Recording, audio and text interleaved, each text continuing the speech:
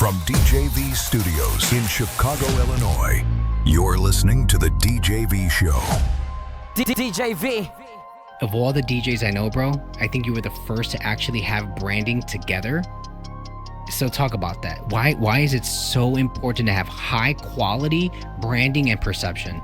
Yeah, for sure. Especially in the wedding industry. At least for me, I try to target a certain client.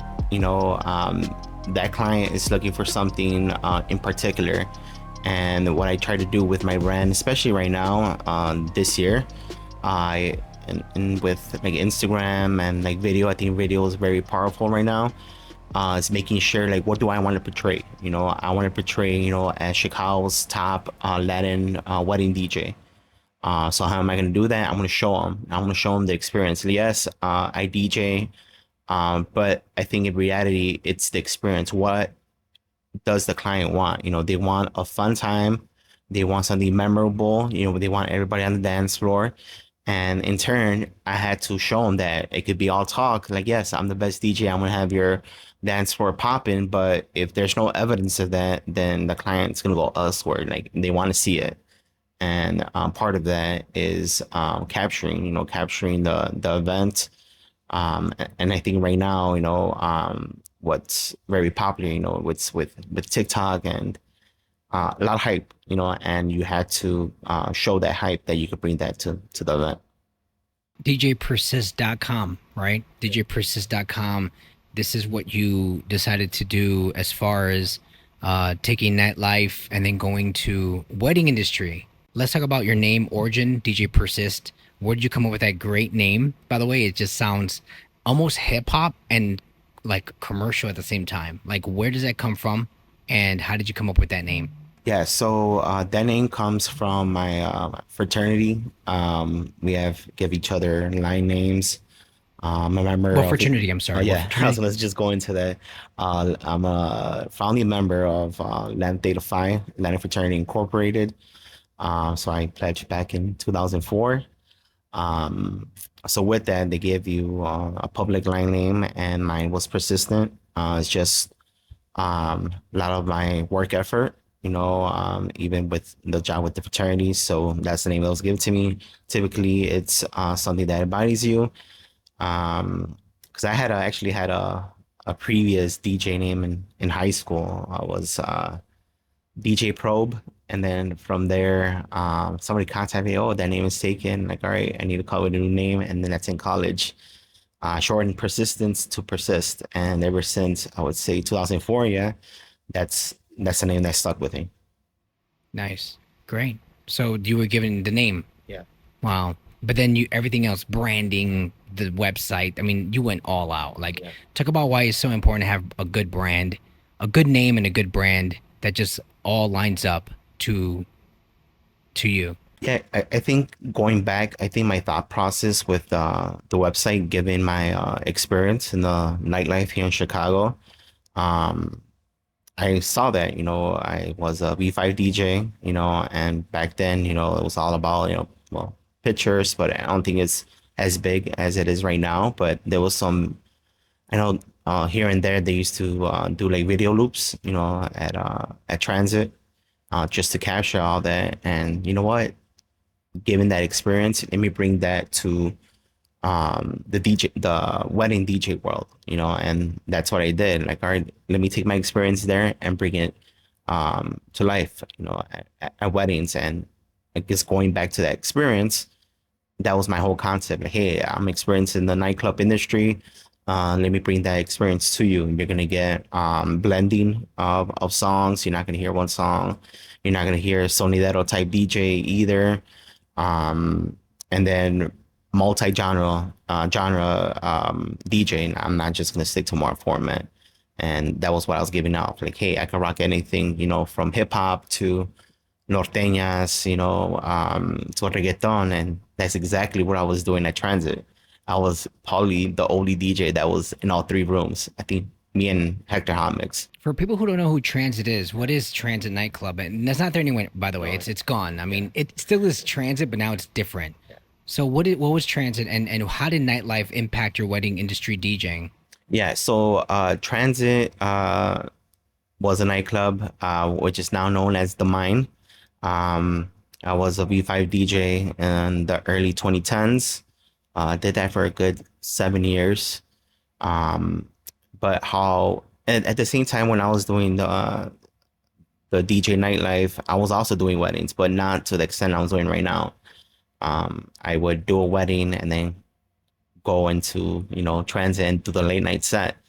Um, and what transit was at the time, was pretty much what the mine is. But I know the mine haven't visited like all the upgrades, but it was 3 rooms with different genres. You had the upstairs was tropical slash banda. You had the back room was hip hop, and then you had the main room that was pretty much everything, top 40, EDM, and some hip hop. And that helped build your genre, like DJing wise. Your because now as a wedding DJ, it's a whole different atmosphere. It's very very unique, very different. How does nightlife help you, and how did it help? How does it help anybody that wants to get into, like, let's say wedding or quinceañeras or something like private event? Yeah, I think for me it was an experience, a mashup of experiences. Again, being the what helped me, with being in the nightlife industry was it's just the club style mixing, very quick mixing. I think that's what set me apart. And then I would put mixes on, I have over like 90 mixes on SoundCloud. Is that important? Oh yeah, for sure. Like putting up mixes on SoundCloud and stuff? Yeah, Why? I think it's important so you can show the client, you can tell the client, oh yeah, I know how to mix banda. Like boom, I have multiple banda mixes. Oh, I know how to mix house. Boom, I got a whole bunch of house mixes. So it's not just all talk. I'm gonna prove it to you that I'm able to do that. And then often with the wedding industry, there's a lot of DJs, a lot of wedding DJs, but a lot of time, yeah, I can mix Latin, but Latin is so broad, it comes to like different subgenres. Again, when you go into the mainstream market, and you're doing like Latin, they're gonna go to the go-tos, the Suavemente, the Danza con Duro. And like, yes, those are great songs where they played out. But if you have a client who, yes, I want Latin, but I want salsa, I want tamborazo, guapangos, and none of those genres have to do with those suavemente or danza con duro. So it's going to be really hard if you don't have that music knowledge in order to perform at that event. I really want you to kind of break down how you broke into DJing, how you got into your first gig, and then how you break into the music industry as far as a headlining DJ and somebody who is respected as somebody with V5, who to this day is possibly the last nightlife promoter that's really going all in and has these multiple clubs. Like, how did you break that egg? And how did you get to where you are today because of that? Don't talk about your wedding. Yeah. Just talk about how you broke through as just a guy from, are you what, north side, south side? Where south side. South side Chicago. Yeah, for sure. So I got started in high school, actually. Started with house music, had my turntables, Geminis. And then even before that, I would just go to record stores without even having like turntables. So obviously from the south side, I went to Hot Jams. And then made my way to Gramophone, and I would just start building my record collection. And then finally, for my 16th birthday, I got Gemini turntables. And then from there, I met a friend through mutual friends in high school. Both of us collaborated. His name is Alex Ajax. He actually lives in Hawaii now. He's a nurse practitioner out there. We started a promotion company, Fusion Productions, and we did house parties, and then we went into like doing venues, and then it was time for me to leave. I went to U of I in Urbana-Champaign, and then from there, I started doing house parties with different fraternities and sororities down there, and then obviously I joined the fraternity, so I even threw my own parties. It was mostly house parties. And then I think my junior and my senior year, that's when I started breaking into the clubs and bars down there. And I started performing on Wednesdays at this place called Soma. And from there, like I had to adapt because obviously I came from Chicago. I was mixing house music, but at the same time, I was also mixing. This is back in, was it 2002? I was mixing Duranguense. So back, that was the height of Duranguense, and I loved like always like that Latin music. So not only was I mixing house music, but I was mixing like regional Mexican.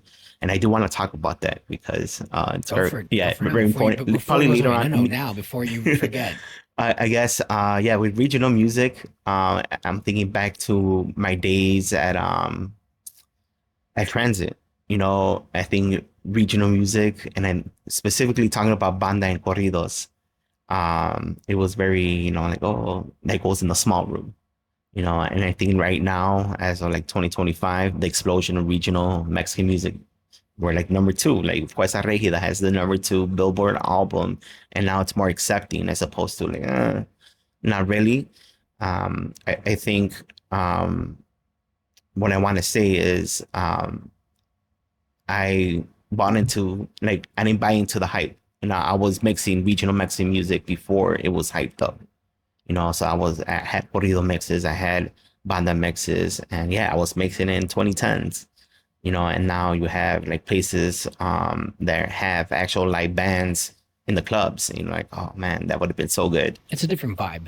Yeah. The live band is a different vibe. Yeah. But go ahead. So then you were able to mix that way back. Yeah. And then so before I forget some of the questions, so you were able to jump right into these venues because of your status as a DJ with the fraternity. Yeah, I think my fraternity helped out. Obviously being connected, you know, I met so many people. And even when I was in college, I was able to fly to Texas. You know, I did a set for my fraternity over there in Tennessee, Wisconsin, Iowa, go to the different college campuses, Wisconsin. I'm sorry, were there any other DJs in your group, or were you the only one? At the time, I was the only one. But now, I guess I inspired them. I would say there's a handful of DJs within my fraternity, but like I think back when I was in college, I was probably handful. Like one, and again, I'm thinking back to the early 2000s. That's when Serato like barely came out, you know. So obviously doing everything, the equipment, you know, I had to get the CDJs, you know, it was a little bit more expensive. So I think the access, because there was a barrier to the access, you know, like even with Mino was expensive, spending $7 on a hip hop promo, $10, you know, for an import. But now I think it's more accessible where like, all right, I could buy a controller for $200 and I'm a DJ now, and it's more accessible. And that's why you have a lot more DJs. And again, there's other, you know, fraternity brothers who started getting into the market just because it became more accessible. Right. So then do you think that actually pivoted or positioned you for the opportunity to come and DJ for a nightclub, like in Chicago, as far as the group? Like, how did you get into V5 now? Yeah. So getting to V5, I shot my shot, you know. I saw a posting on their social media. I think it was on Facebook. Hey, we're looking for DJs. So what I did is I had these mixes, you know, and that it goes back to, we were talking about having mixes ready, you know, and at the time I had emailed like it was Catracho Man or Armando. I emailed them a hip hop mix. I emailed them a merengue mix, and I think a banda mix, so they could see like I could rock, you know, any genre. And then I guess they heard the mixes. They like what they heard, and then they gave me a shot at V Live.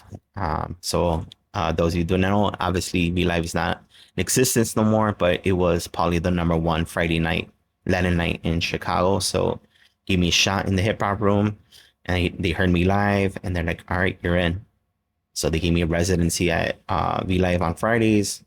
And then they shot me to Transit. I think the following week, like, hey, we're going to start doing Transit too.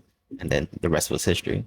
That's beautiful, man. So, because I don't want to leave that important like milestone or just that leverage. SoundCloud or Mixcloud, which one was it that actually did you show them and It was showcase? SoundCloud. SoundCloud. So it's important to this day to still do it. Like, should we still be doing? Oh, for sure. And I think like from any perspective, it's always good to keep your mixes fresh. And especially highlighting, at least in my point, how I sell myself is highlighting those multiple genres, like Because now they're taking stuff down, though. Remember back in the day, you could just do whatever. Yeah. Now they're taking even my original stuff. They'll take down. Yeah, It's crazy. I had good success. I think my tip for that is having a long intro. And then ever since I've done that, at least 30 seconds, I haven't. Because today it looks like there's SoundCloud and Mixcloud. Yeah. I see Mixcloud gives more permission for this stuff, whereas SoundCloud is starting to flag things. But then it's still debatable. I mean, for me to you, I would ask you because you have that experience from way back. Have you tried anything this recently? Like any? I think the last mix that I did was for New Year's. Like every New Year, I put the top hits for that year. So On SoundCloud? On SoundCloud, And it's still there? it's still there. Okay, thank you for that. Yeah. So and again, it goes back to that long intro, and it's not even music. Like how long? 2 minutes? I think 30 seconds would be good, but particularly the end of the year recap, I did a whole bunch of splicing of like the hits. So it was like the countdown and then the splicing of the hits. Have you ever done radio? Like a radio guest spot? Yeah. Well, when I was in high school, I mixed live actually on Radio Arte. It's not there no more, but it was in Pilsen, and I mixed live. I actually missed Durante live on the air. But So nothing recently though, right? nothing recently. Yeah, and I Do you think want to get on radio? I do, but I don't have time. I know Neurotic. He's been reaching out like, oh, Shout out to DJ Neurotic. yeah, for mixes. And I hit him up one time, and he sent me all the tracks. And oh man, I just don't have the time to. Oh, so they told you have to play these tracks? Yeah, Get out of here, bro. I ain't doing that mix. yeah. Can you mash them up? What's that? Could you mash them up? You can Oh, do okay. your own flavor with Oh, them. okay. Then maybe I might do it. But yeah, you gotta have like a certain, and obviously you could put your own flavor to it.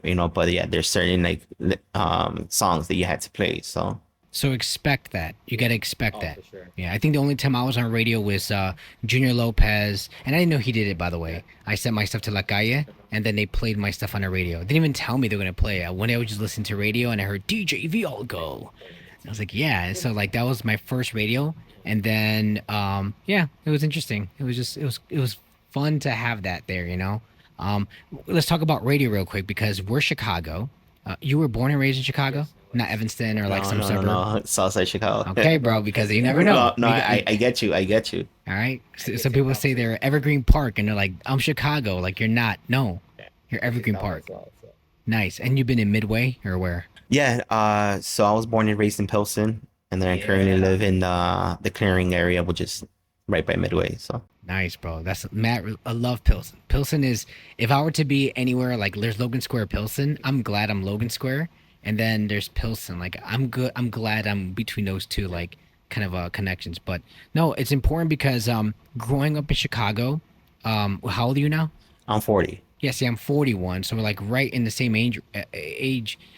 We had the B96 Mix Masters. Shout out to their OGs, for me at least. I know there's WBB, whatever that.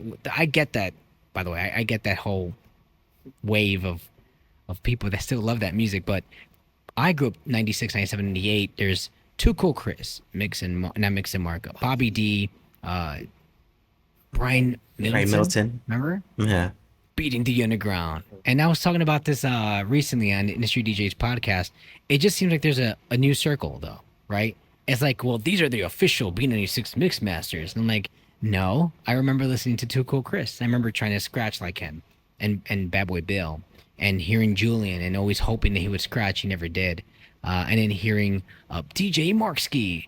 It was amazing. It was a great experience to hear him. But there's like this desire. I have to get on radio. Did you ever feel like you had to get on radio? No, I think with every DJ or DJ career, there's different pathways that, you could take, and that wasn't the pathway that I really wanted to take. So nothing ever said, I gotta get on radio. No, like I really wasn't, yeah, like it wasn't something that I was seeking. So. And then what about meeting them? Like, oh, I want to meet Bad Boy Bill. I want to meet Julie and Jimmy Perez. Like, I want to meet them. Like, do you ever had a desire to meet these? Not really. Like, I respect them, So B96 wasn't your thing. It was just my thing.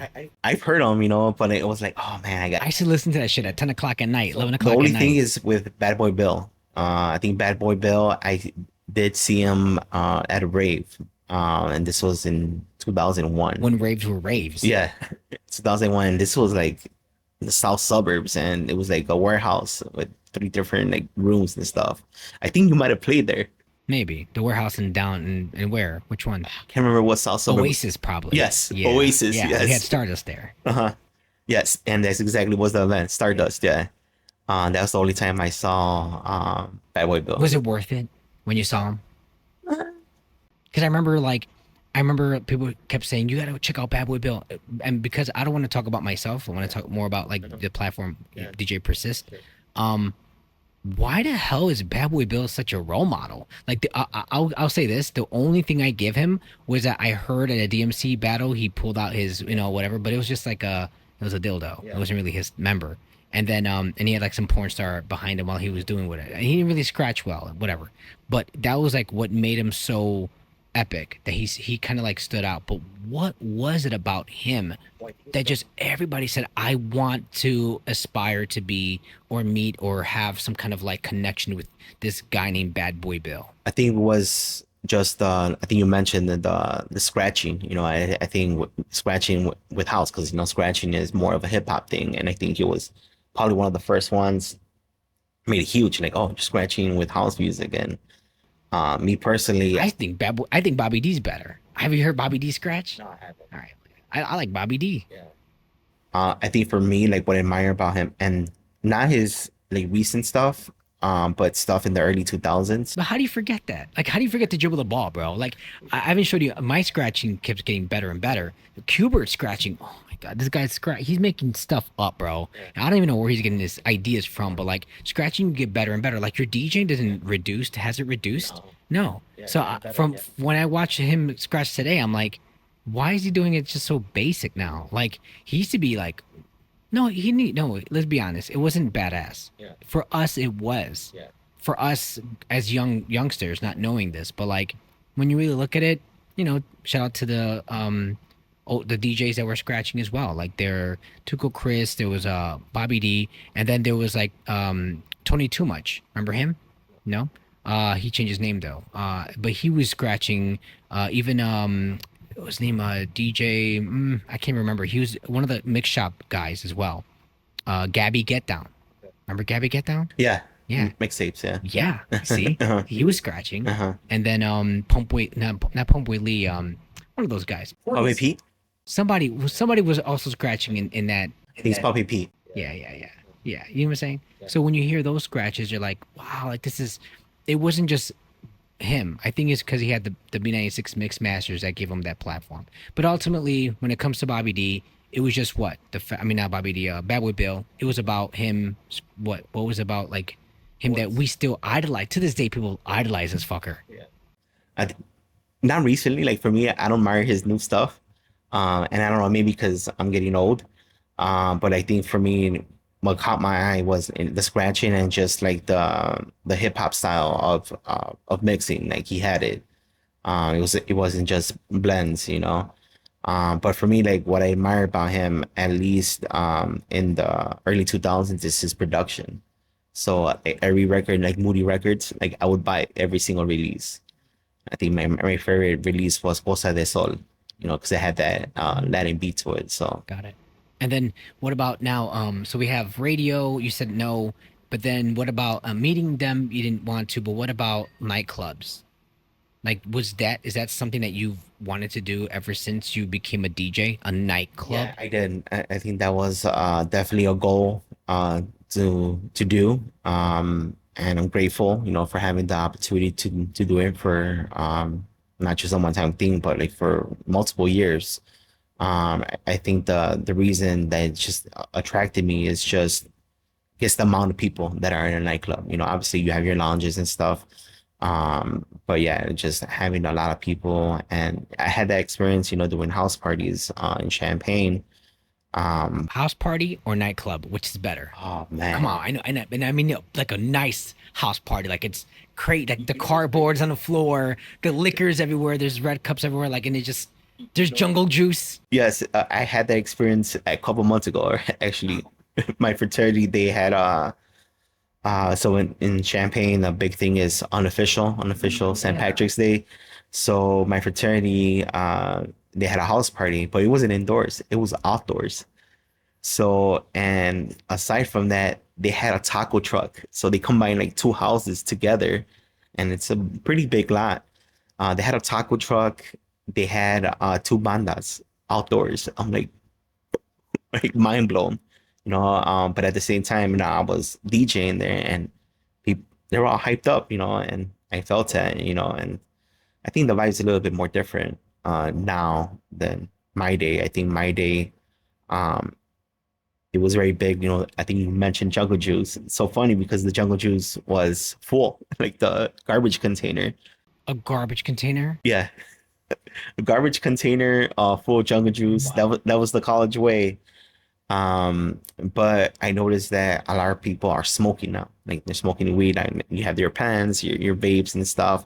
They're doing that rather than the alcohol. And I don't know if it's this generation thing or that they gravitate more towards alcohol. That's cool, you know, whatever they want to consume. But I just found it surprising. Like, oh, back in my day, that can of jungle juice would have been gone, and then they had a keg of it wasn't beer, it was twisted tea. Yeah, I was like, what? So I'm like, all right, whatever vibes with them, you know. And then that's another part I want to talk about is the nightlife. So you have a nice college party, and then there's nightlife. Today, I think you struck something that's very important, that the college party isn't the same anymore with the twisted teas or whatever. You're saying the vape pens. Back in the day, it was cigarettes and it was beer, and there was just liquor everywhere, right? And then, but the nightclub was cigarettes until it got banned, and then it was just partying, a lot of drinking, a lot of partying, bottle service. It was just a vibe. Where is nightlife today? Have you been to a club recently? I have not been to a club recently. But People are on their phones, man. They're just doing this the entire time. They're just doing this, or they're like doing this. So like when you're DJing, they're just doing that. Like I get it, but it's also like they're not really there. Like people actually used to dance and have a good time. People are not doing it no more. It's very interesting. yeah, I saw a reel of DJ on Instagram. He was saying how I think he did a clip of I think it was David Guetta. He was saying that how now on Fest, like people are not vibing to the music no more. Like you mentioned, they're just on their phone, recording, and they're not even paying attention like to DJ. And I think with that, you vibe. You know, you get the vibe from the people, and then maybe just seeing people just on their phone. You know, like, it's hard. Is it weird that we are part of a nightlife that's no longer there? Like, you know how back in the day they're like, oh, house, you weren't there in the 80s and 90s when house was around. Yeah, but you weren't there when it was like raves were raves and parties were parties and the club was packed and people were actually dancing. Those were the days, man, where they were just feeling every cut that you threw in. Now it's not the same anymore. Now it's not like that at all. So how do you feel knowing that we're a part of a generation that maybe no one will ever understand? Yeah, definitely grateful to be in that era, that time period. Even and I think I was just seeing stuff on social media. DJs, they're not even playing music, current music. They're playing throwbacks. I'm like, Oh my God. yeah. I'm Thank like, you for that. they're playing stuff That we played. that we played. Yeah, I'm like, I don't blame them. You know, yeah, I don't blame them. Just I think the state of music right now, there isn't those club tracks, you know, that came out when we were, you know, DJing at the clubs. So now they had to revert back to those like hip hop is shit right now. Like I haven't. I mean, they got some good tracks, but it's kind of like they have their own little. Yeah, I get what you're saying though. The music is very different today than it was before. But then back in the day, you can argue that we also had that same issue because everybody like mustard on the beat, right? Same. It was like the same melodies over and over again to the point where I can also see how that generation said, it's not the same. Like with a yeah, like Dr. Dre or Timbaland or like some breaking new beats to his beats. It was very different. But I think yeah, the music is very very interesting because even recently in Wisconsin, I took my wife out to a date night and the DJ had it wasn't throwbacks. It was like a DJ Persist mix. To be honest, if I would have heard if I would have saw you there, I would have been like, obviously it's DJ Persist, or because it had that very open formatty and like classic knowing their stuff, but it wasn't nothing new. There was nothing brand new about it. Um, is that scary for the DJ today? See, for me, like when I like to get into like new genres. You know, even like right now, I'm really into what's it called? It's like Afro house, like Afro Latino house, and they do a lot of remixes. Did you see what I had with Rampage? Did you see? I have a interview with Rampage. We talked about that, and I was like, everyone's playing Afro House. He's like, not me. Yeah. But I like the remixes, you know, and like and I don't know if it's the popularity with you know, those cafe, you know, pop-up shops. But I'm starting to dig that, like the Afro beats, even the more of the dembow stuff, you know, I'm feeling it. Even though it's not, and again, I have no idea if it's commercialized because I don't listen to radio, you know. But I like it, you know, it's something different, you know, that's fresh, you know, and that's the thing, like personally, I like. But when it comes to like playing, you know, at weddings, trying to play new music, it's really hard, you know, and I revert back to other genres. And I think right now, you know, the Latin market, you know, um, it's taking over. You know, I play more new Latin stuff than English stuff. You know, like especially, well, it's been a while already, a couple months, but the Bad Bunny's new album, you know, it was fresh, you know, the salsa sound, you know, like, all right, cool. And now it's getting overplayed. And now you have Kara G who's trying to do the same vibe. And even when I go into like regional Mexican, you know, but even them, they're trying to cross over as well. So into reggaeton, but it's fun, you know. So I'm more into that than rather the English stuff. So where does the DJ get his music now? By the way, do you have record pools as a wedding DJ? Like, what do you do for No, music? I do record polls. Which ones? All the common ones, Club Killers, DJ City, BPM Latino. Do you have like the trio for BPM or just that one Latino one? I have the trio. Yeah, cause I have the trio too, and I Yeah. recommend the trio. Not that Yeah. I'm getting sponsored by it, but No, no, yeah, no. the trio's badass. Trio's- It's expensive, but dude, you get everything. Yeah. I still do video mixing, so Oh, where do you get your videos from? yeah, so for that, multiple sources, Extend the Mix. Just tell them the truth. You're getting on YouTube. You're just downloading YouTube. You're just downloading YouTube videos. But yeah, and I still do it because even with my offerings, and again, this goes back, I'm not gonna offer the same stuff that another DJ. At a nightclub, you're saying, or No, no, no. Yeah, I have not DJed at a nightclub in years. How long has it been? Their last nightclub event. It's 2025 now. So what was the last official nightclub event? I'll say it's 2020. But that's not that far away, Yeah. man. That's not that far away. My last Yeah. club event was 2016. Okay. At Mansion Okay. before whatever. Yeah. Yeah. But yeah, I still do video because part of my offering is I offer DJ table and there's a TV in front of it. So I said it to the clients, hey, I'll do a monogram, I do a video montage, and then I'll do a video mixing. Talk about that later. So we're still in the industry. Before I just step away from the industry. Yeah, well, yeah, with that, I still keep up with not only the MP3s, but I keep up with the videos, you know, just because you never know, you know, I'm able to do both. And this past weekend it worked, but we'll talk about that later. Yeah. And then so in as far as because I really want to just really uncover nightlife. I just want to kind of turn to stone and just be officially over your perspective on where it is today, the nightlife. Have you not gone at all to any parties at nightlife? Just stepped in? No, I haven't. And I think that's probably one of the reasons why I stepped out. I think in back in when I was mixing at Transit, I ran into students, like current students, and I'm like, oh man, I can't be doing this It's risky. yeah, as an educator. So that was part of the reason. Like, all right, I think this is a good It's time time. to go. Yeah. It's a time to go. And even right now, like I don't want to go, you know? Yeah. What are the dangers of that? Like, so, okay, being on radio, the dangerous part is you're not going to get paid, and they might give you a playlist that you have to play, right? The danger of meeting a celebrity is nothing. You just got to go to a rave and just hopefully they say hi to you and then they treat you like a good person. And then here comes the nightclub gig. You get paid for a nightclub gig, and depending on how you market it yourself and what you have to offer, you might get paid pretty good. Now, let's talk about that real quick because I think that's super important. I just had a conversation with Roberto, Pink Noise, and then just, back in the day, remember how V5 just started? The rumors, they weren't rumors, they were actual numbers. $5,000 nights, man. $5,000 nights. Okay. And I remember growing up having this like, whoa, you can get paid big money for Club PM and stuff, right? And they were like $500 nights. I remember those. And that was in 2000s. Then it went down to like 225 and then to like 150 and now like maybe 75. What happened?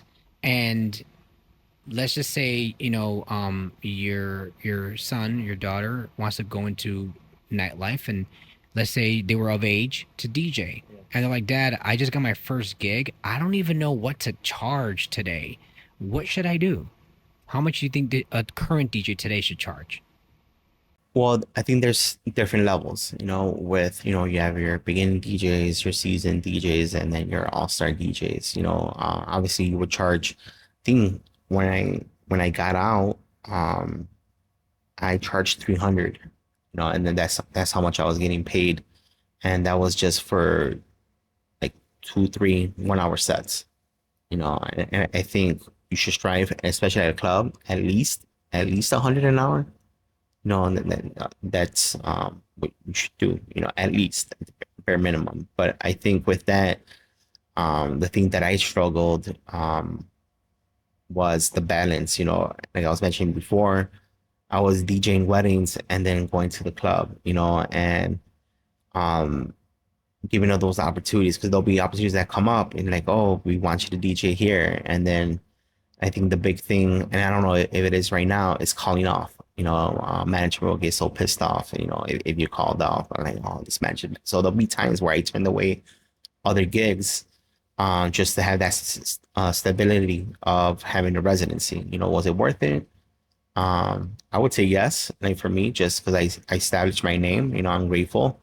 And I have, that for me, like, hey, I was a resident, at a nightclub for a number of years, not just for like a guest set, but for a number of years, and that speaks volumes. And even to this day, I would talk to people, clients, and they would tell me like, "Oh yeah, I remember you," and like they were the main floor DJ at Transit. Like, oh yeah, that was me.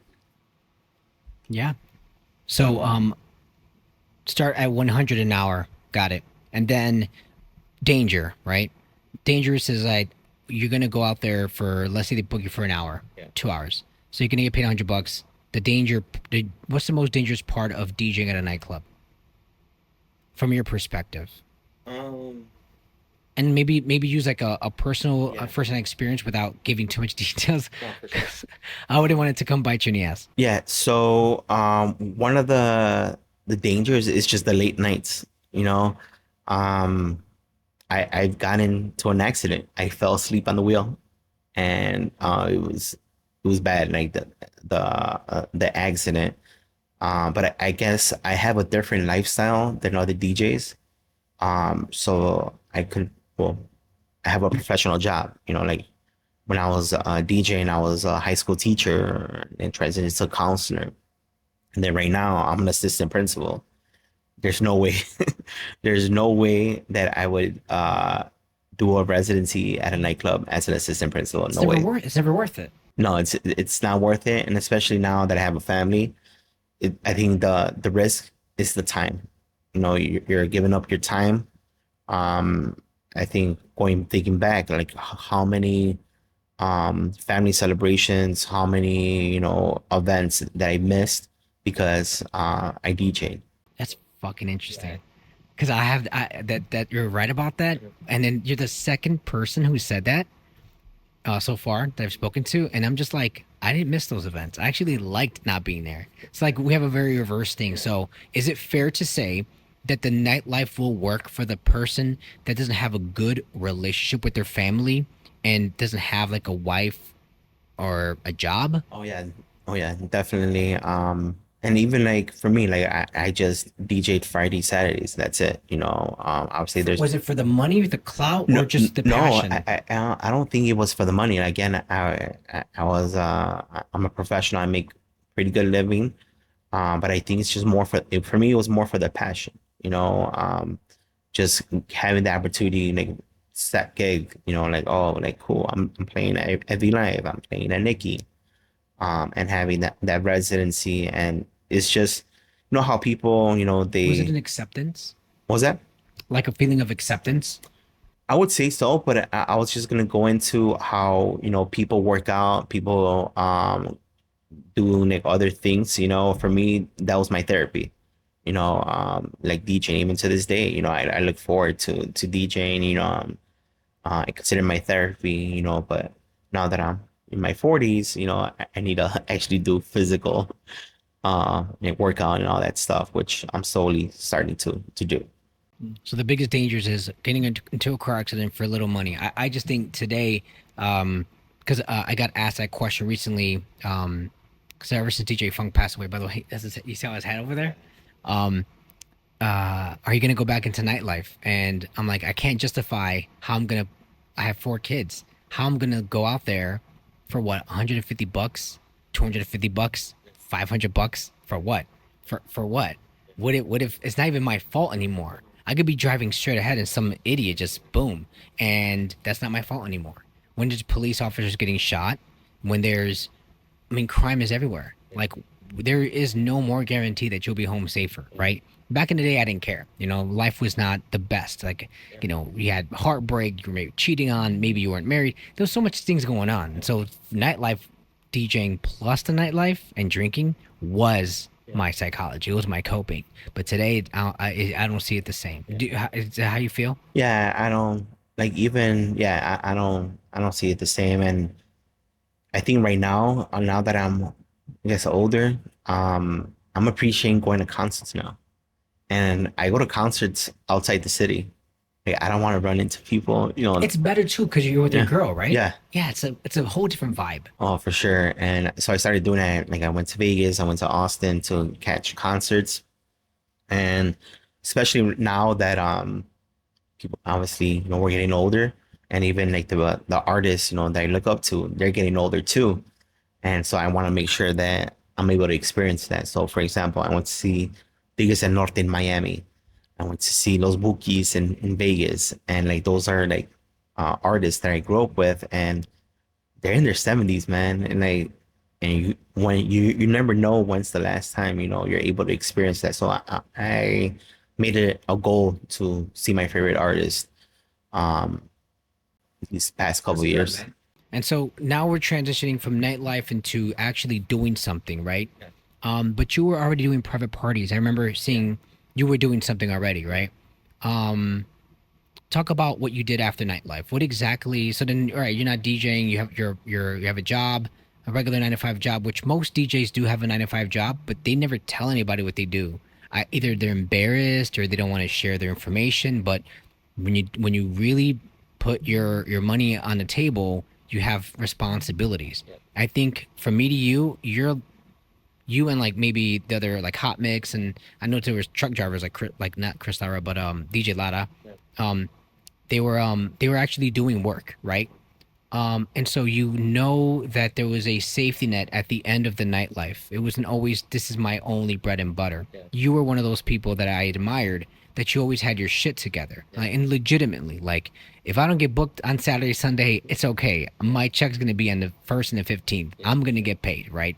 That was something that was important. And I think that positioned you to take more risks, right? what's the big, and then would you say the biggest risk you've ever taken was to go into your wedding industry, or what was it?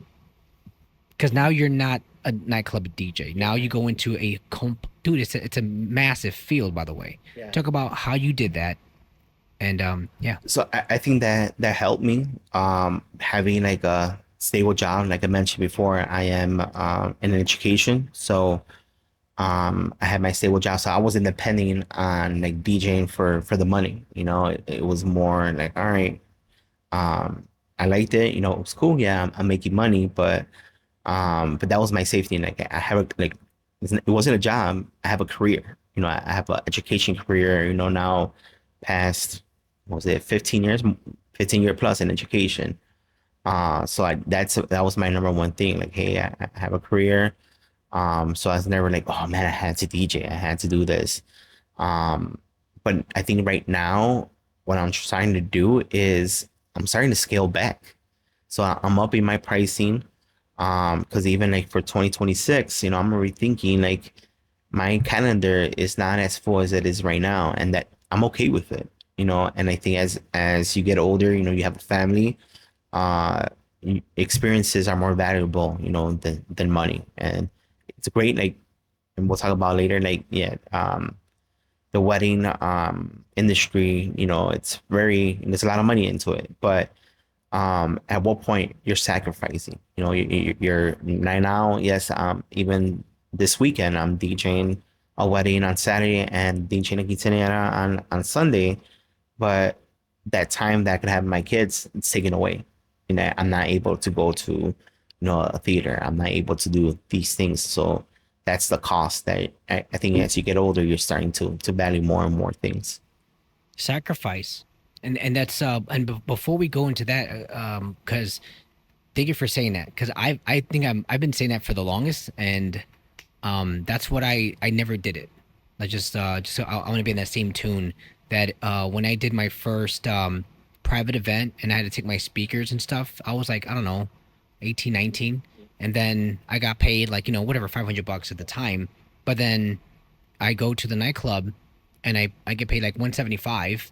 But I just show up and I party and I get free drinks, and then I get to go home and I don't want to say much, but I kind of I was a bad boy, so I got like I got women and I got music and I had a good time. So it felt easier to spend more time doing that, and then sometimes your speakers popped, and then so you just lost your money. Whereas here, if I bust their speakers, maybe I don't get booked again, but it never happened. You can redline all the time. Yeah. So when I saw the value of like, okay, this is what it takes me like maybe 5, 6, 7 hours. And then my guy, Stylist Entertainment, Alex Cardona, he was the one doing Mama Nightclub, Wild Thursdays. He had his own AV company, and then he would do an event, and I would show up there and I'd be like, man, he took me to his U-Haul where he has a storage. I'm like, yo, he's like, all my stuff is here. And so when I had to go through that process of like, you got to go to your storage, you got to put it in a truck, you got to drive to an hour away, set everything up, be on time. And then after setting everything up, make sure everything's good and make sure no one messes up your equipment, no one's drinking. I mean, there's just so many details. And then from the DJ side of it, professionalism. You have to have a meeting, have to deposit, have to make sure that we're on the same page. Dude, all of this overwhelmed my brain. I'm like, yo, respect to all of you guys on everything that I love. I have so much admiration for like someone like you, DJ Spanish, Pink Noise. Dude, you guys have to sit there and be full service and then deliver. Because the one thing that you don't want is mess it up and then you ruin their wedding. Yeah. You ruined their quinceañera. You did. And they'll live like that forever, knowing that you, whoever you are the reason why my wedding sucked. I can't live with that shit. Like, okay, like maybe as when I had the driving school, maybe you didn't get your license on the first try. Maybe it took you 2 or 3 tries. I can live with that. Fine, you messed up a couple of times, but I can't live with the fact that it's ruined. Like you can't live with this, right? So that was my thing. A lot of extra responsibility when it came to music. On the other side, though, it was good money, man. A lot of good money. And what I would say is this, and I don't know if you can consider this now. I'm sure you probably have. But the last event I did was for my baby mama's mom Sounds this is a true story. Yeah. My baby mama's mom got married. Okay, remarried. Yeah. And so I did their event, and then I DJ'd for her. I said, "This is the deal. You pay the sound guy, and you pay me nothing, right? You give him $500, and so he shows up, sets everything up, and he goes, okay, bye, and he leaves from like 4 to 11, and then I just show up with my controller, plug and play, and we're good to go, and then I'm gone, and then he comes back and he grabs everything else. That's like the best transaction I've ever seen in my life. I could have easily charged another $500, and they would have gave him $500, would have been happy with, and I would take $500 for myself. So that actually does work in a way, to some extent. Maybe for like the cheap events, maybe not for like the high premium luxury events that you be doing, right? We'll talk about that soon. But like, why not that? Why not use that as a way of being able to scale the business, where Persist shows up, you know, you're the host, you come in there, you make sure everything is good, or just DJ and get out. Like you promise them an hour of DJ Persist. Like, I promise you 1 hour of my full access, you know, and then you take that for yourself, right? So you're still able to have these events. Someone does the sound and stuff, but you're still there and you're still present. Like an example to like my wife, you know, I have a business, Kate's Maids. She could show up for a deep cleaning just to present herself. Hi, I'm Kate. This is who I am. This is my team. Just for that small. And then at the end of it, you just get the residual. You keep getting the bookings, you get whatever. You never thought about maybe doing that? Probably in the future, you know, I think one of the things when I market myself to clients is they want me, you know. I know they want you. Yeah, they want me, and like, oh, and again, I tried to do subcontracting, you know, maybe I'm bad at it, you know. It's just It's because you care too much. Yeah, that's probably you what it just is. care too much, bro. Which is not a bad thing, because it's DJPersist.com, not DJs, not PersistDJs.com. It's me. It's Jesse, right? It's you, bro. And I think a lot of clients appreciate that. You know, they're like, oh, like, you're gonna be my DJ, like yeah. And then that's the biggest selling point. And You could triple this. I'm sorry, bro. Okay, so and now let's talk about that. So now, you're DJ Persist. You have won. I didn't count how many awards. You've won how many awards? let's say 8+. No, and what about 2025? Did you win one yet or no? Yeah, I did. Yeah. Which one is it? Wedding Wire and the Knot. Yeah. What is Wedding Wire? So Wedding Wire is just a platform where brides and grooms or whoever is getting married are looking for vendors. So pretty much the one-stop shop. Like, Is it hard to win that? Be honest. It's not. It's not. I think you just had to get like 10 reviews from clients. That's a lot. That's like 10 parties, bro. Yeah. And then what about what other one did you win? The Knot, which is a similar platform. So Nice. yeah. So but you've won so far. How like every year for how long? For the past 10 years, so 10 and 10, I guess. Yeah. Bro, good for you, man. Yeah. Does that feel good? Yeah. For sure. Yeah. And then so now you're like an awarded DJ. It's accredited. And I've seen your website, real nice design. How is that important? Why is that important? Because now you're in the wedding industry. It's like I don't know, maybe let's just say X billion dollar industry. Yeah. So you definitely want to stand out. Yeah, how do you get the gig? How do you get the wedding? Yeah. So there's various ways, you know, to get a wedding. I think the easiest way is through referrals. So like obviously I would consider I have a big network. I get referrals from friends like, hey, Jesse's a DJ. And like, oh, I heard your name from XYZ person, and they hit me up on Instagram. Like, cool. Like they referred me. And even like so that's one way. Another way is from like planners that I work with. Where do you find them, the planners? It's just at events that I do, you know. So they like your presentation. They like your personality. Yeah. So have a good personality. And they just perform, you know. And obviously they see the dance floor is packed, and they're like, oh man, I want you to be a preferred vendor of mine. So every time somebody's asking a DJ, they'll refer you out. I'm also on preferred vendor list for venues, you know, and the catering managers like, oh man, this guy is good. So were you purposely talking to these people? No, they just remember you. Yeah, they just remember you, and they just yeah, and even like um this week I had somebody, hey, I'm gonna open up a venue, come to the grand opening. I want you to be my one of my preferred vendors. Like, cool. So that's a plug. So that person is gonna promote me to potential brides, couples who are getting married. So Beautiful. Look, so if I DJing for mobile parties is easy. I'm gonna take a side, right? Mobile parties are easy. You just buy a couple of speakers and then you just go up there with little, disco basic light and you DJ for $500, right? Um, why aren't they successful? Why aren't they winning awards? Why aren't they having photo booths, 360 photo booths? Um, I mean, dude, why are they not growing? Why do you think the DJ who has that mentality of cutting it short versus what you're doing is actually getting a lot more? Is it worth the investment? it is, and that's the thing. Now, when I first started, I was broke. Even like I mentioned before, I had a professional job, so I would use that money to invest into the business. Now, it's strictly business. Like I don't touch my personal money. That's something separate. Um, and that's what it is. It's taking an investment, taking a risk. That's what it is. Like when I bought my first, and back when I started offering photo booths, a lot of people weren't offering photo booths.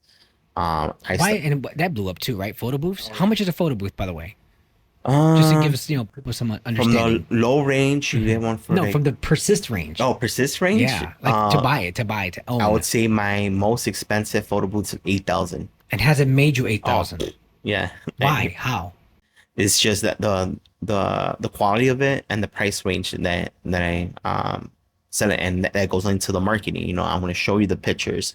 How is my $8,000 photo booth different from the $500 photo booth? Right. And so the 8,000, but so how do you calculate that? Like how many events do you need to have for the photo booth for you to finally break even on that photo booth? Yeah, so um there's a couple of things when you do. I think you're talking about more about pricing, how you price Yeah, your stuff. absolutely. It's definitely looking at the market. You're looking at your research and seeing what others charge. I don't want to do the low end because I know my photo booth, and it's also looking at different markets, not just the Chicago market, but looking at well-known wedding markets. So New Jersey's pretty high up there as a wedding market. I have a story about that, so I'll say it after this. There's a big wedding market over there, so I say, oh, what are they charging? And they charge a lot over there. And then I look at California as well, different places around the country, and then I come on to the average. And like, all right, this is a good price, and you don't want to set your price too high because people are not gonna book you, when there's others, but what you want to do is selling the experience. Yes, I could have, this photo booth, but what experience am I going to give it? And that's what it comes down Who to. taught you that? You did, what was your career? You went to college for what, Marketing. though? You did marketing. Yeah. So you have a business degree? Yeah, I do. Bachelor's? Bachelor's. From where? U of I, Champaign. And there you go. That's why you're a fucking business genius. Yeah. Look at that. No, but I think it's just Because that's product research, or that's yeah. that's like almost you're fishing around to see what to price at. It's extensive. People don't do that. That's not common. So by the way, just so we're on the same page, like when it came to the driving school, for example, Windy City Driving School, which is the business I founded. Just I literally did what you did. I went to California. I don't know why. And then New York, like what are they charging out there?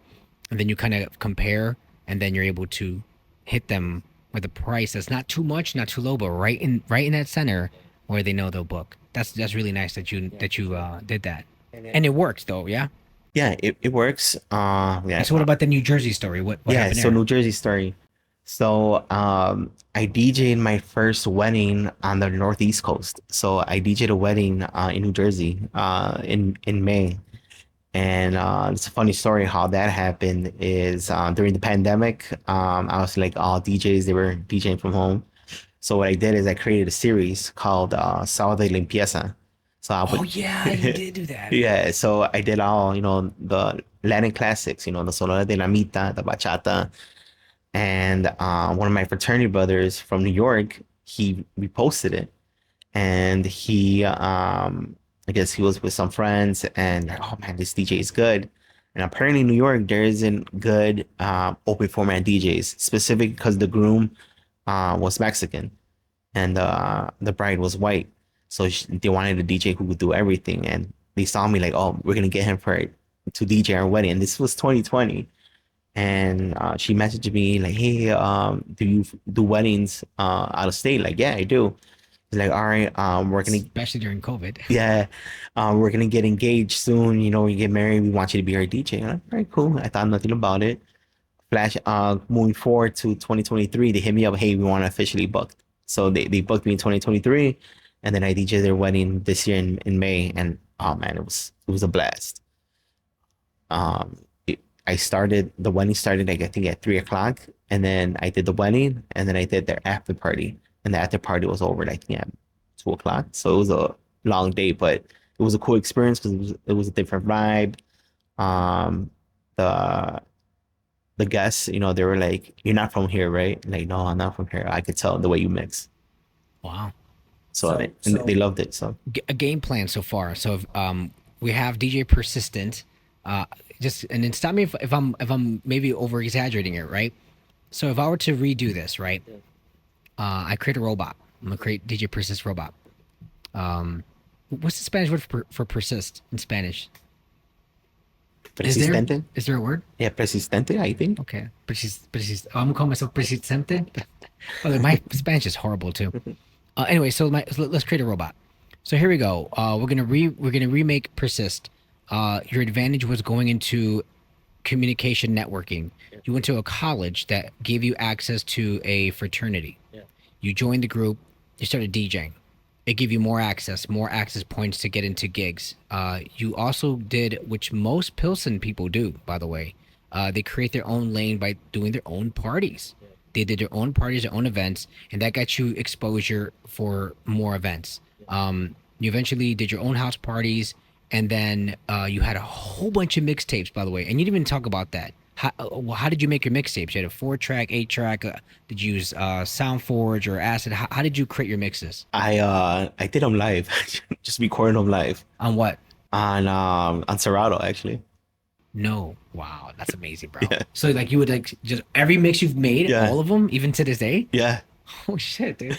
yeah, It's good. uh-huh. I remember you did something like that before, but Yeah. you're still doing it to this day. Yeah. Oh wow, that's amazing. So then you really get that live dynamic. For sure. And so you give these live mixes. So now they can't say it's fake, right? Live mixes to a entertainment group. So I'm gonna be B5. They book you for this event, and then you rock it because you have a diversity. Did that diversity give you more access to transit, or was it just like a style, that specific style? No, I think even more access because management at the time, like, all right, I know he could mix, you know, banda. I know he could mix cumbia, so just send me wherever. And yeah, in the last couple of years, I did a set in all 3 rooms in one night.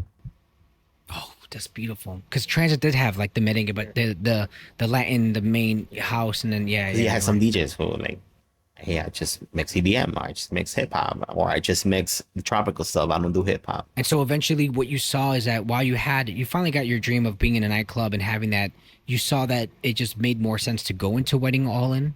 Well, I was still doing weddings. You know, I think what happened is the momentum. Yeah, no, the momentum started going. So I was getting booked so much.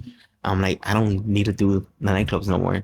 You know, So pay. Eventually it's pay, right? yeah. Yeah. Well, I think more of the consistency of getting booked. You know, so like now I'm getting booked every weekend for weddings. You know, and again, there was a time where I would do a wedding and then do transit, and it was too much. You know, I would get home at 6 a.m, and then at the time I was in school, so getting my master's. And I'm like, Do you have your master's? I have 3 master's degrees. That's genius. And I'm getting my doctorate right now. Oh my so, God, bro. And yeah, you're married? yeah, and I'm married. How many kids? 2 kids, 2 kids. Wow. Yeah. Oh, age. boy and a girl, 10, and my son's about to be 7. So. Wow. And so let's say again, let's say how would you fast forward Persist then today? Like let's say you had the fast pass. You are talking to your 18-year-old self before you even like as you're let's just say you're going to graduate high school this year. Yeah. Well, you just graduated June. Now what do you do? Like, okay, here's Persist. I want to DJ. I want to do this. What should I do? And you just meet him. What would you say? Like, what would you shake out of Do him? the exact same thing, because you know what's funny? The day before I was leaving to Champagne, I threw a party, and that night I made my book money for the semester. So literally, like, oh, cool, I got enough for my books. So that the party that I threw, So you enjoyed your whole journey. yeah. I think I would have gotten more into the wedding market sooner. Yeah. Okay. There you Yeah. go. Well, at what age? Because if you're Yeah. 18, when should you have broken in? I think I would have broken in college. It's just funny because on my way over here, I was listening to a podcast, and this guy was saying that he made $50,000 when all he was in college, and he was 18 years old. And if I would have known that, I would have done both. I think I would have fast tracked more going. Yeah, I did like private events, but not to the scale that I'm doing right now. Like if I would have started doing like marketing myself as the wedding DJ back then, but I didn't have the skill set back then, you know, to do That's weddings. also true. Yeah. So Experience, because yeah. now, before I forget this thought too, you brought the nightclub to your event, which I know the LED robot. I think Pink Noise and them, they had something like that, which is now you could just book this LED robot that goes to your wedding. But now you have, and I've never seen it before, or it's just the fact that you did a great job at your marketing using your fucking three masters.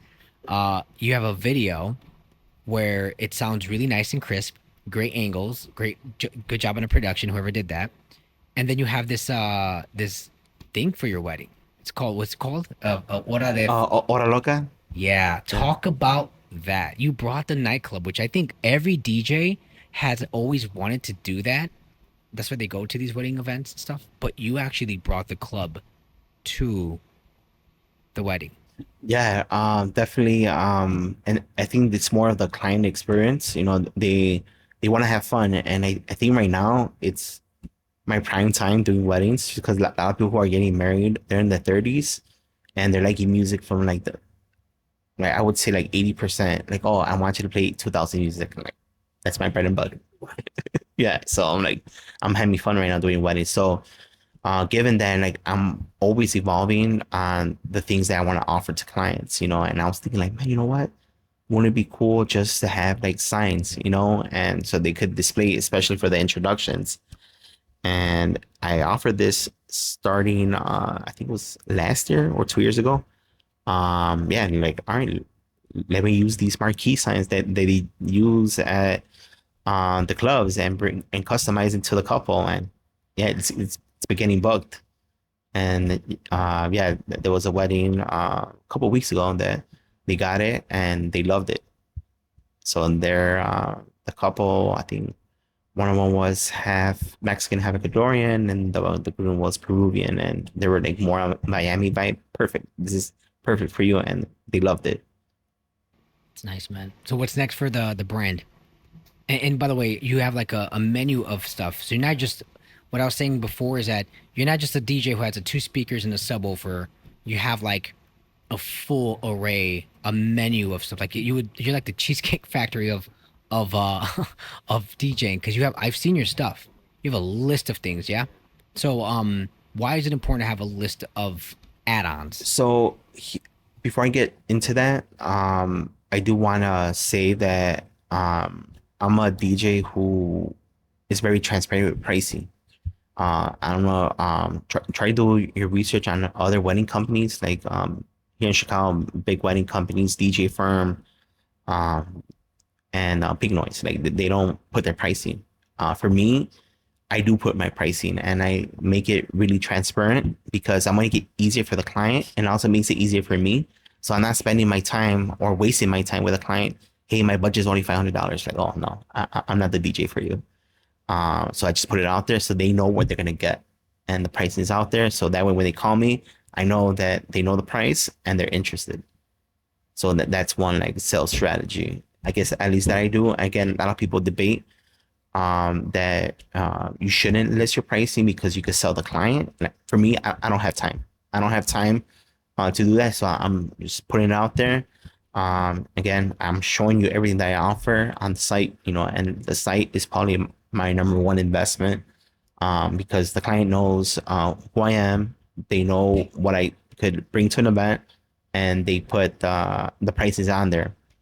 And as far as the add-ons, again, I'm selling an experience. I'm not selling the service. So that's why for every add-on, I try to have videos for every add-on, so that way they could see like, hey, this is what you're gonna get at your event. This is why this service or add-on is important for you, because if you don't have this, then you're gonna get this. And if you get this, is again, you're pretty much selling a story. Like, do you want a rager? Do you even know how many add-ons you have? Over 10. Yeah. Name them real quick. Let me see if I can. You have the clouds. That's the clouds. The clouds. You have the confetti cannon. Confetti cannon. I saw you have a CO2 tank. Is that part of what? What is that? La Hora Loca. So that's the package that comes. Yeah, with it? that comes with it. Okay. Uplighting, TV projection, screen projection, monogram, ceremony service, satellite speaker, upgraded lighting. So these tubes, it goes to the music. So if I want to get your whole package, how much am I looking at? Man, you're looking at like a 10K. For real? Yeah. A whole fucking 10K package? Yeah. Has anyone ever booked a 10K package? Yeah. Be honest. No, yeah. How many times a year? No, probably that's once in a while. Yeah, once a year. Yeah, once a year. Yeah. To like the real, and do they fly you out too or no? No. This is like local stuff. Wow, yeah. bro. And that's just the audio visual things. Aside from that, I have the photo booths. So yeah, okay, that's the other thing. So it's not, you don't have a package with the photo, but it's like a separate. it's separate. Yeah. Oh my god, bro, this guy's banking.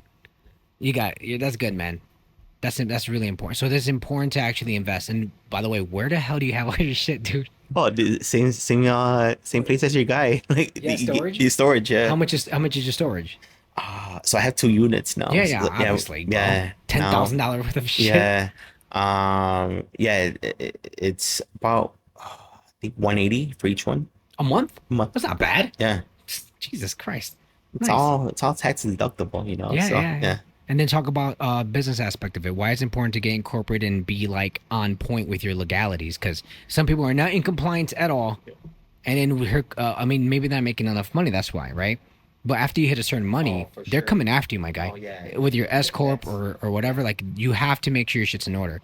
Why is that important too? That's my worst fear, man. Getting audited by the IRS. Like for me, like when I started, I would get payments, to my personal account. I'm like, this is a warning flag if I'm getting like hundreds of dollars, every week. So that's why I went legit. I think I went legit in 2010.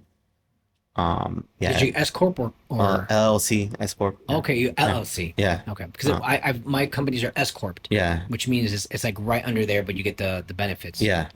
But yeah, it's an LLC and then classified as an S corp. That's why I have it, because I'm a single member. So are you on your payroll and stuff? Yeah. Yeah. I'm doing that. Never mind, dude. Yeah. So but the thing is, you have to get your shit. You make sure. Oh, for sure. Yeah. Maybe that's why people don't want to deal with this either. Like the whole. It's a lot. Because eventually, there's a lot coming in, and how's this? How much? Because I mean, I get it. Like maybe some people make about $1,500 a month, right? At what income per month do you go, oh shit, this is getting bigger than I gotta do something. Like when should you actually start incorporating? Like this is it, business wise. Like when should you actually get it done? Yeah, I think when you're making like over 20K, I think for me Per that's month, right? And get your shit together. Well, I was gonna say a year, just because that's a red flag. Having like, and I think it's more I think it's more of the transactions, that you're getting in. Even like, let's say you own property, even at that you have to be legit, right? Because you have to pay all those. Do you have a info at djpersist.com? No. What's the email? Oh yeah, it's bookings at DJPersist.com. Okay, so you do have that, right? Yeah. And then do you have a dedicated phone number for that or no? No. Just your personal? Okay. And then What else? And the domain you own. Yeah. And then who does your website, or do you have a management, or do you do Yeah, it? I have a webmaster. Okay. Okay. So then we have is that important to have a website that's clean, that has an email attached and has, is that important? Oh yeah, for sure. It just legitimizes you. Not just a regular business card, call Charles and that's it. Well, I have business cards as well, but I think when I go into social media, I belong to like a number of Facebook groups where they're looking for DJs, and you see DJs putting like a flyer, they're putting their Instagram. Like, oh, that's not professional, man. Talk about that. I Yeah. think that's like maybe the eclipse of everything. Like when we first started talking, I said professionalism, in my opinion, is everything. It's everything. Your brand, your image, your logo, how you have yourself, even the quality of video. It's important. I believe it's 100% important because people will actually take you serious and they see how professional you are, and that's how you're able to get more bookings. So talk about like that. Yeah. So even though we're in the age of where like social media is everything, I think it's still important to have a website. Obviously, you use your Instagram, your TikTok more for on the fly. You're at an event. That's what I do. I record during the event, key things. But I think your website legitimizes you, and also, and this is just another. I don't know if I want to open another can of worms. But also, there's other things that come into business, where your website, legitimizes you on Google. Yeah, like people Google you. Like even if you Google me, Google DJ Persist, what's the first thing that pop up? My website. And even the first page, you have my website, you have like the Wedding Wire, SoundCloud. It's all linked with each other. Even my Instagram, the first page. Um, that legitimizes you with Google, because if let's say your DJ name is DJ Aqua de Gio, and you're nowhere to be found, then you're not legit. And that's the first thing that I would tell DJs, is Google your name and see what pops up. And obviously, we're talking about branding image. Um, let's say it is your Instagram, and like cool, like work what you got, but make sure you're not posting, um, be aligned with your brand. Like for me, I post some personal stuff on there. I posted a picture of me and my son at my new school. Just like, hey, I'm making a transition. I'm an assistant principal, but don't worry, I'm still gonna DJ your events. So just to make it seem like, all right, he's opening up about his personal life. Did you ever put money in ads in Google In Google, yeah, starting up? Yeah. yes, yes. Still What, to what's a yeah. what's a good starter? Like how much? And oh, by the way, did you do like the drag and drop Google Ads marketing where they take care of it for you, or did you actually No, open it up I and wrote the the keywords and stuff? the keywords and stuff. Man, I can't even tell you the top of my head. I would say I think right now I'm at like 70 bucks a month. What? Yeah, yeah, My wife, she's walked in there, but yeah, dude, we're spending $2,000 a month. Shit, dude, that's insanity. yeah. But then again, it was a different marketplace. Yeah. And Wow. then I'm also like doing ads on. Would you recommend doing $2,000 a month? Well, well, see, for me, like, here's the thing. Like, if you're starting up, yes, it's beneficial, but I would put more.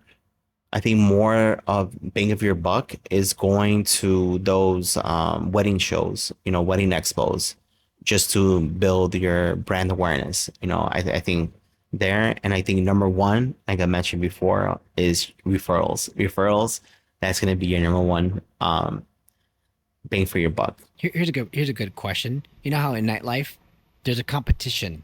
That DJ is going to take my resident spot. That DJ is going to take my position, right? Do you ever feel like that in the wedding industry or private booking?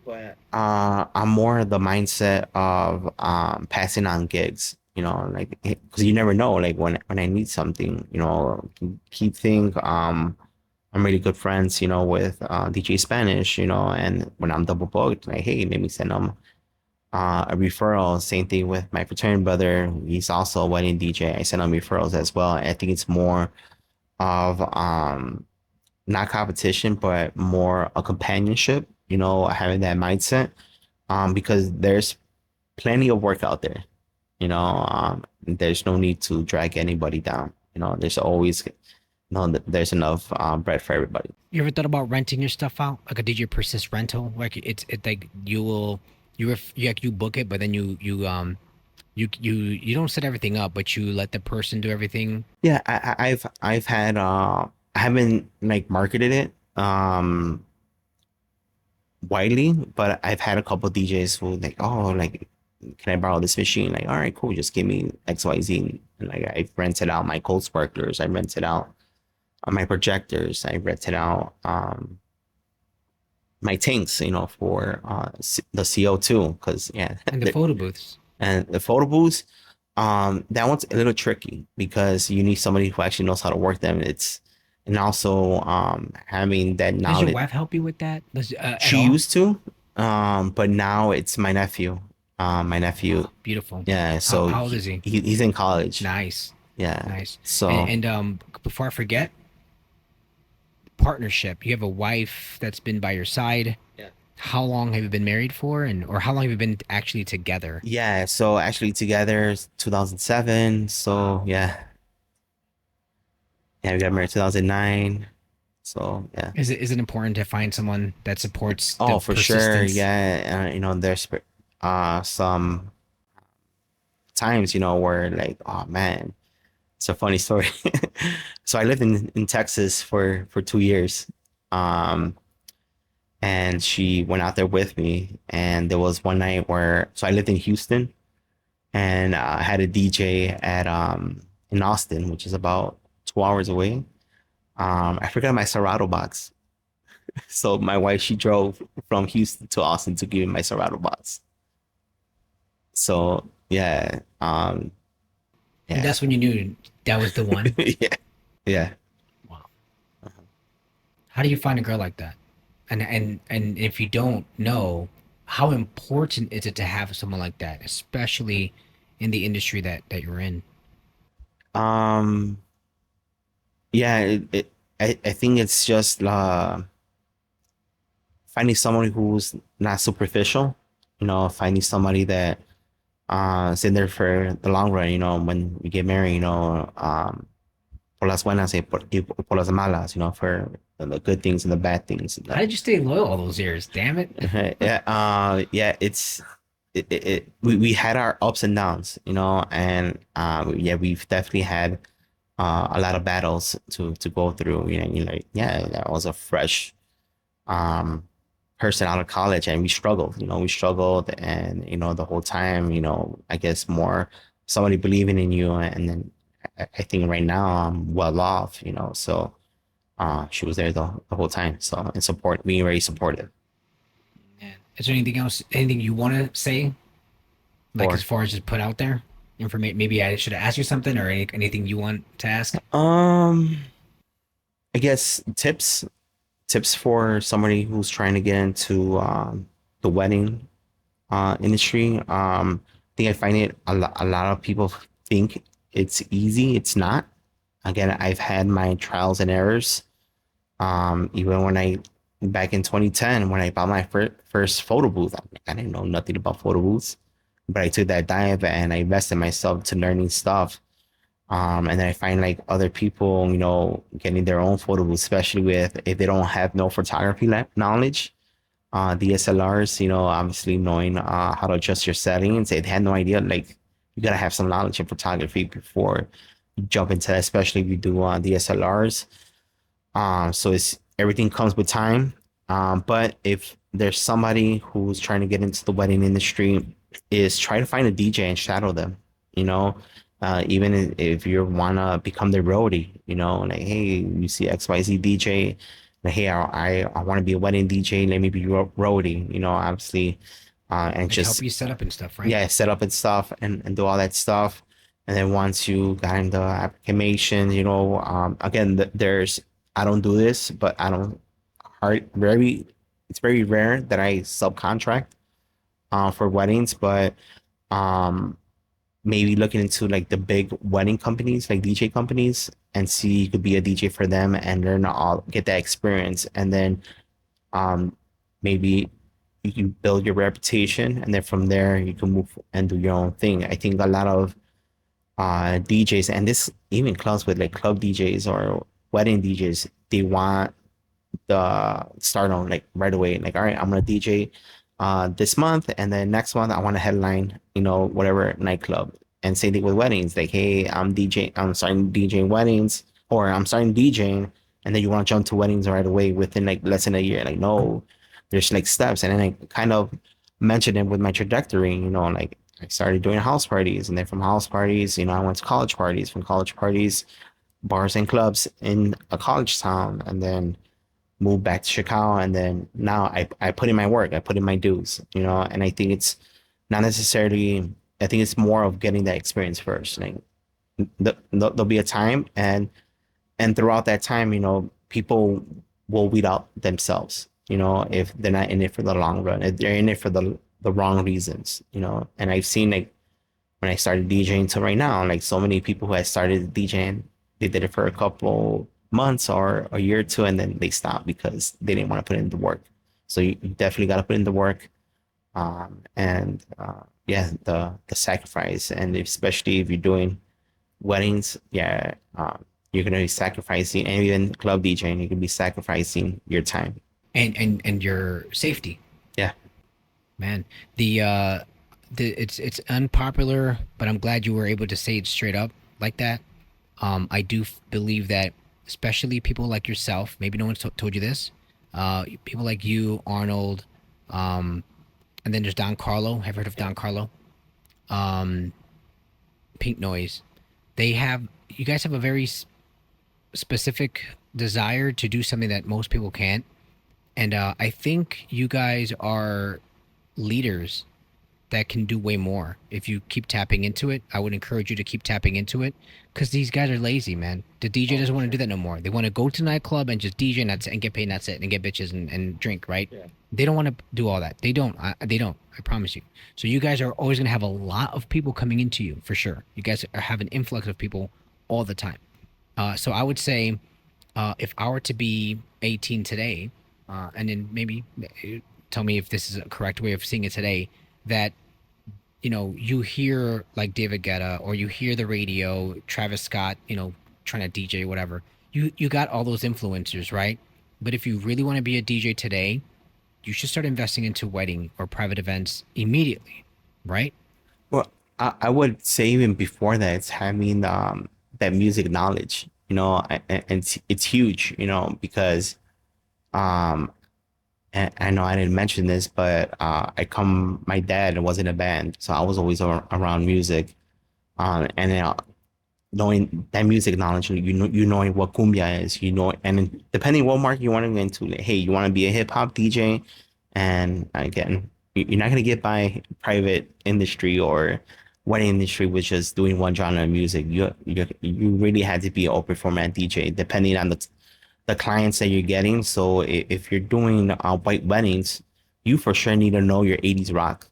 You gotta know your 90s pop. Well, yeah, now these days, even like 70s, like disco, you gotta know that. And especially if you're trying to get into that clientele, and even you want to go and stick to the Latin market, it's not just salsa, merengue. There's other genres, and even when it comes to Mexican weddings, there's so many genres you had to know. So that would be my tip: is know your genres, know your music, and then from there start DJing, and then move your way up. It's a little sad that the era of like the hip hop only DJ, the Euro dance only DJ, the house music only DJ. Let's just be straight up, right?